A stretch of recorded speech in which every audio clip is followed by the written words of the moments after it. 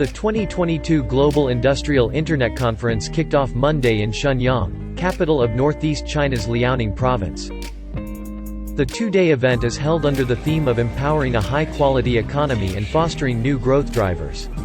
Top scholars and industry leaders from home and abroad are invited to discuss a diverse range of topics regarding industrial internet.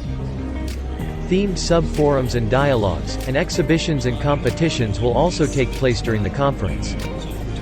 With an exhibition area of about 20,000 square meters, this year's conference attracted over 100 enterprises, featuring cutting-edge technologies, application scenarios and typical cases of industrial internet. 本次大会上，我们推出了基于用电大数据的工业运行指数，它以电力数据为基础，结合多种经济数据，形成了科学全面的监测指数，方便政府部门一目了然地了解工业运行发展情况，为政府部门在产业调整和经济调控方面的科学决策提供了有力依据。The event is jointly organized by China's Ministry of Industry and Information Technology, the China Association for Science and Technology, and the provincial government of Liaoning.